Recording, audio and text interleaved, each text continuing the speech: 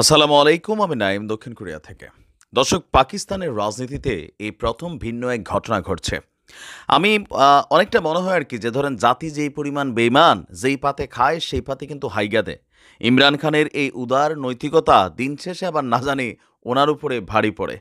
পাকিস্তানের আলোচনায় প্রধানমন্ত্রী পদের সর্বোচ্চ আলোচনায় ছিল ইমরান খান, দ্বিতীয় আলোচনায় ছিল নওয়াজ শরীফ, তৃতীয় আলোচনায় ছিল বিলাওয়াল ভুট্টো জারদারি, যারা ৩টা দলের প্রধান হিসেবে চিহ্নিত। কিন্তু সকল আলোচনাকে পেছনে ফেলে এই মুহূর্তে পাকিস্তানের রাজনীতিতে ভিন্ন ঘটনা ঘটেছে। ইমরান খান তার দলের একজন নেতা, যার নাম হচ্ছে ওমর আইয়ুব, তাকেই প্রধানমন্ত্রী করার ঘোষণা দিয়েছেন। তবে এই প্রধানমন্ত্রী দিন শেষে পদে বসতে পারে কিনা সেইটাও সন্দেহ আছে, কারণ নির্বাচনকে বাতিল করার জন্য সুপ্রিম কোর্টে আবেদনও করা হয়েছে। অনেকটা রহস্যজনক অবস্থান আছে। তো আমরা এই ওমর আইয়ুব সম্পর্কে আপনাদেরকে কিছুটা তথ্য দিচ্ছি যে কে এই ব্যক্তি, কেনই বা ইমরান খান তাকে পাকিস্তানের প্রধানমন্ত্রী হওয়ার জন্য গুরুত্বপূর্ণ মনে করলেন। আপনার পিটিআই, আচ্ছা, পাকিস্তানের সবচেয়ে শক্তিশালী গণমাধ্যম দ্য ডন বলছে ইমরান খান সম্প্রতি পিটিআই এর এই ওমর আইয়ুবকে আপনার কি বলা হয় যে প্রধানমন্ত্রী পদে নিয়োগ দেওয়ার জন্য ঘোষণা করেছেন। আর এখানে আমরা যদি তার একটু ব্যাকগ্রাউন্ড দেখি, উম, আচ্ছা, পাকিস্তানের ফিল্ড মার্শাল আইয়ুব খানের নাতি তিনি, তার মানে ব্যাকগ্রাউন্ডে একটা শক্ত টিকা আছে। তার বাড়ি কেপির হাজারা অঞ্চলের হরিপুর এলাকায়। বর্তমানে তিনি আপনার ইমরান খানের যে রাজনৈতিক দল পিটিআই এর মহাসচিব, যেমনটা বিএনপির মহাসচিব মির্জা ফখরুল ইসলাম আলমগীর, তদ্রূপ ইমরান খানের দলের মহাসচিব হিসেবে কিন্তু তিনি দায়িত্ব পালন করছিলেন। প্রায় ২ দশক ধরেই রাজনীতি করছেন এই ওমর আইয়ুব।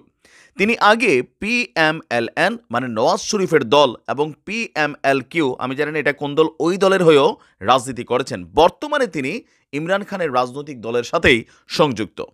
পাকিস্তানের বিনিয়োগ বোর্ড থেকে প্রকাশিত সংক্ষিপ্ত জীবনীতে দেখা যায় আপনার ওমর আইয়ুব ১৯৯৩ এবং ৯৬ সালে জর্জ ওয়াশিংটন ইউনিভার্সিটি থেকে যথাক্রমে অনার্স এবং মাস্টার্স ডিগ্রি অর্জন করেছেন। ২০০৭ সালে বিশ্ব অর্থনৈতিক ফোরাম ডব্লিউএফ তাকে ইয়াং গ্লোবাল লিডার হিসেবেও স্বীকৃতি দিয়েছিল। ১৯৭০ সালের ২৬শে জানুয়ারি এই কি বলা যে ওমর সাহেবের জন্ম। ২০০২ সালের নির্বাচনে প্রথম জয়ী হয়ে পার্লামেন্টের সদস্য হয়েছিলেন।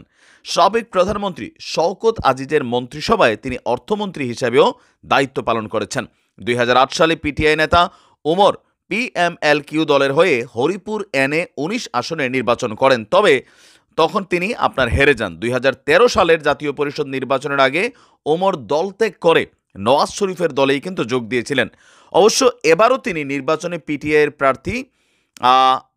প্রার্থী রাজা আমির জামানের কাছে হেরে যান। তবে ওমর নির্বাচনী ট্রাইব্যুনালে ফলাফল চ্যালেঞ্জ করে মামলা করছেন, এতে আমির জামানের সদস্যপদ স্থগিত হয়ে যায়। আর পরে আবার তিনি বিজয়ী হিসেবে নির্বাচিত হন। এখন যদি আমরা দেখি, গত বছরের মে মাসে পিটিআই এর নেতাকর্মীদের উপর রাষ্ট্রীয় দমনপীড়নের মধ্যে ওমর দলের মহাসচিব হিসেবে নিয়োগপ্রাপ্ত হন।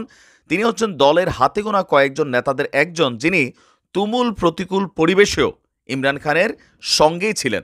৮ ফেব্রুয়ারি সর্বশেষ অনুষ্ঠিত জাতীয় পরিষদ নির্বাচনে ওমর পিটিআই সমন্ত্রিত স্বতন্ত্র প্রার্থী হিসাবে তিনি এবার নির্বাচন করেছেন, এমনকি তিনি জয়ী হয়েছেন। আর পিটিআই ওমরকে প্রধানমন্ত্রী পদে মনোনয়ন দিয়েছেন। সব কিছু ঠিকঠাক থাকলে তিনি শাহবাজ শরীফের বিরুদ্ধে লড়বেন। আর বলা হচ্ছে যে তার দলের যেই পরিমাণ ভোট আছে আর বিলাওয়াল ভুট্টো জারদারির যৌথ ভোট পেলে তিনি হতে যাচ্ছেন পাকিস্তানের পরবর্তী প্রধানমন্ত্রী। তবে নির্বাচন যদি সুপ্রিম কোর্ট বাতিল না করে তাহলে হয়তো তার এই খেলাটা থাকবে। তবে ক্যারেক্টার হিসেবে আমার কাছে মনে হয়েছে এত শক্তিশালী কোনো ক্যারেক্টার না। তবে ইমরান খান ভালো বোঝেন যে আসলে কোন দিকে যাচ্ছে পাকিস্তানের রাজনীতি। ভালো থাকুন। আসসালামু আলাইকুম।